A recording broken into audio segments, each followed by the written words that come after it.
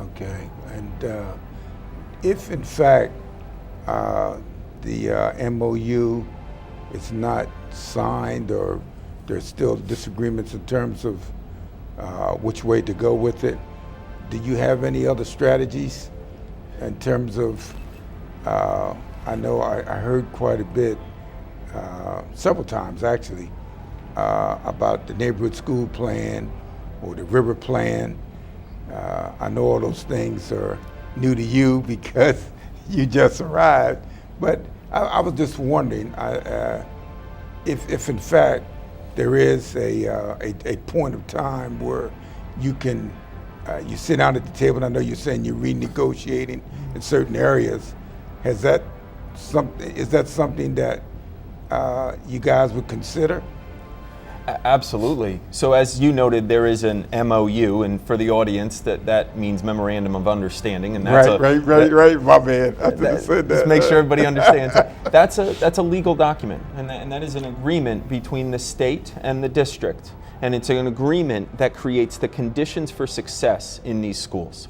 So that MOU outlines the specific conditions that we want to afford these schools so that they can drive great things for their children, so that they can deliver great results with their nearly 2,000 children. Okay. That MOU is actually a public document. It's available right on the front page of our Department of Education website if people would like to take a look at it. Right. But what's important about this MOU is how do we make sure it has the right conditions for the schools to thrive, and that's an ongoing conversation with our districts. It's an opportunity for them to come forward and for us to be at a table and say what are the right conditions. So we have certainly put forward a set of conditions that we believe are important, and we are welcoming our districts' feedback on that. Should they think that some of those conditions would be altered, or if altered would be in the better serve their children. And so that's just one component. All that does is set up conditions. Right? Conditions are just a starting place. Yes. Really what's important here is the plan that this community creates to then serve their children going in the years ahead. And so what the opportunity that's available right now is an opportunity for the people in the school, right, as well as the parents, as well as the community and the community organizations to come together around a school like Warner Elementary and say, how can we do this better? And that planning process is underway right now. There is a period of months where people can come together to have this conversation. And for the viewing audience, if somebody at home has a student who goes to Warner or Shortridge or Highlands or Stubbs or Bancroft or Bayard, then they can call their district office, they can call their school, and they can say, I want to be involved in this. Right? I want to have an opportunity to have a say and help to decide what the future of my school looks like for my child. And so that planning process is open right now, and our districts are to engage their community in that process. But do you think it's feasible to have, it used to be when we were doing any kind of school plans, we made sure that parents had an opportunity to be a part of the plan, to be a part of developing the plan, not just to be a rubber stamper, but to be involved and actually sitting in helping to make decisions in terms of what we do. I was thinking about that at the meeting. You know, if every district would have their school would have an opportunity to make sure parents are a part of it, teachers, parents, or whatever. So that not, we've always tried to, when we did things like that, with the parents were actually able to be a decision maker, not just a PTA $2 membership person. It went beyond that. I was just thinking, if that would give everybody a better feel of being a part of it, as opposed to people thinking, well, this is something that we have to do. But so what you're saying is the door is open for dialogue. Not only is it open, this is not just an opportunity. What we're saying is that it's an expectation. Oh, okay. In fact, we've gone as far as to say that we at the state level, we do not believe that great plans can be created for these schools without that engagement happening amongst the parents, amongst the community. And so we have said that adequate engagement of the community has to happen before we will review the plans for the future of the school. And so, yes, that's an opportunity, but it's also an expectation. And to take it one step farther, beyond this year, beyond the planning part, right? Beyond planning, schools are implementing, and they're helping the children after school, and they're helping the children during class time, and they're helping with things like mental health and physical health, all of these components. The schools are expected to have an advisory board moving forward that is in part made up of parents. And that would be a board to help govern the school moving forward, to help them make decisions and to be involved. And so what we are saying is that there's an incredible opportunity, but it's not just an opportunity, it's an expectation that our parents and our community will be involved, both in the planning and in the implementation. Well, Secretary Murphy, was that a part of the PowerPoint presentation? It was, and it's actually contained in both the MOU as well as the guide, and both of those documents are available on the front page of our website. In fact, page 13 of the guide talks about this expectation. And so if our parents are at home right now, they should know that they have not only the opportunity to step forward and contribute to the future of their school, but it's expected that the school and the district will welcome those contributions. That's interesting. Very interesting. Okay, good job. Anything else you'd like to add to that? I just make sure that as we have these difficult conversations, and these are difficult conversations. Absolutely. We have nearly 2,000 children in the school who are struggling, and when we're talking about the future that we're able to provide for them, we have to keep them right in the middle of the room. As I think Orrin has often said, keep our children right in the middle of the room and make sure that that is our focus. We know that the outcomes that they achieve later matter incredibly for the future of their lives. In fact, there's some new research out now that is saying that if our African American men do not get a high school diploma, they are actually more likely to be incarcerated than they are to be employed. Right? The success in school matters. It matters for the future of our children, and this is an incredible opportunity to serve them. Okay, well put. Okay, City Councilman Namdi, I'm happy to have you with us, as I mentioned earlier. Sure. Tell me your vision as it relates to priority schools. What do you think in terms of, do we turn down money, or do we have an opportunity to take what's available and make it work and fix it? Tell me what your feelings are on this. Well, first and foremost, I think it's not about money.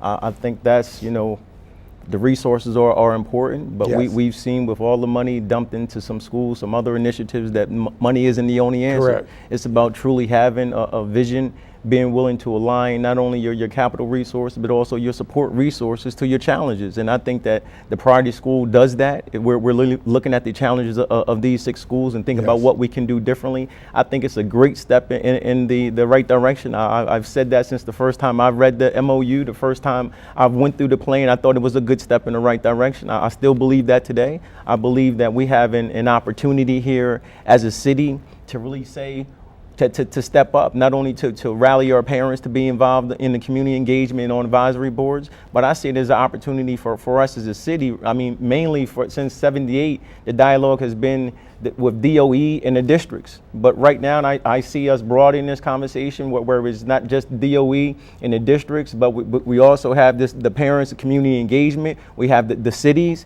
and there's 2 key important components that I think aren't being mentioned yet. One is the university and colleges playing a part, and then the business districts. Most of these priority schools are within 3 to 5 miles from our core business districts. I would like to see JP Morgan Chase, I would like to see DuPont, each one of these adopt one of these poor performing schools and provide not just your resources, meaning dollars, but also support your staff to come there and mentor, to help with after school and before school programs. That's what's needed. That's how we make this project work. It's not just going to work with DOE putting up $6 million. It's not. It's really going to take a huge support, everyone coming together, thinking about what we can do differently. I think this is the opportunity for Wilmington as a city, that the mayor and council begin to reassert itself into the education of our children, to say that it's a priority for us. All across the nation, you hear all these horrible headlines about Wilmington and crime, but let's start talking about education in Wilmington, then we'll see that dialogue begin to change. We can't change that until we start truly addressing education. Well, we have 2 young men here right today That's what they're talking about. That's where it starts. Listening to the young people. Indeed, Yes, yes. indeed, and I think that's core with it.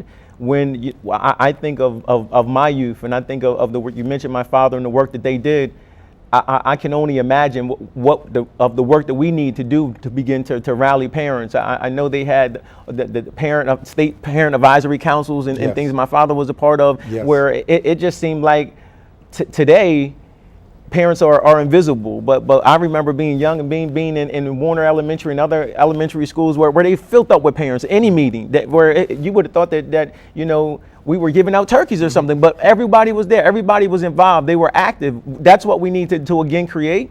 And I believe that one of the first steps is about us as a city beginning to say, how can we be more involved in this educational landscape for our children? Because we set the tone. These same elected officials from the mayor, all the city councilmen, city councilwomen, we run around, we get our constituents to vote for us. Those are the same parents that we need to re-engage, to inspire, to be involved in education. We should have them at every community meeting. We should have them, if your child attends this district or this district, make sure you're involved on that advisory board. Make sure you understand what community engagement means, so that they understand their role. And as the city begins to reestablish and define its role, it's clarifying for us that this is a priority. We can't just talk about community policing.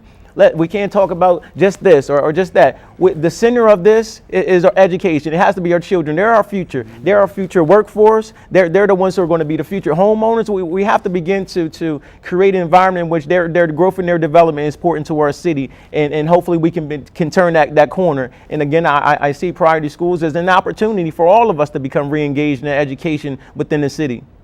Yeah, that's a very good point. I think, the point in terms of the parent piece, we have to find ways to make sure that we can get our parents to believe in our schools. And it's about trust. Sure. It's about how you interact with them. It's about how you send out your newsletters. Are you really committed by having them to come in for coffee and donuts in the morning? Not talking about whether your child's doing well academically or not. What can you do to help our school? If you go to the doctor and that receptionist is rude and comes off to you a certain way, you can imagine what that doctor is going to be like when it's your turn to go in. I use that as an analogy because that's what it's about.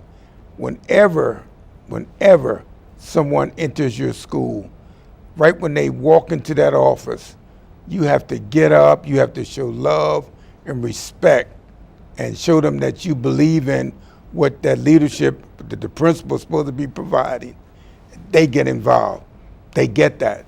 Sure. You can't just ask people to come to an open house and spend an hour at an open house touring your homeroom and going over things. It's more than that. You have to think outside of the box. And we get hung up on this thing of, the children are poor, the father's not there, the mother or the father's involved with drugs or alcohol. Hey, I retired in 2008. When I was the principal, I had those same conditions. I had to deal with it, and I made it work. You go from having a school where it's supposed to be so dirty and that nobody wanted to go there, to having 1,200 students who never wanted to leave and begging to make your K through 5 school. They wanted to go and make it into a middle school so they never had to leave. You go from trying to think outside the box and taking a staff and make them a part of your family. And you get them to believe in the children that are there. It's as if that was their child at home. That was my theme. Yeah. That was my theme all the time. I want you to treat the children like you treat your son or daughter at home.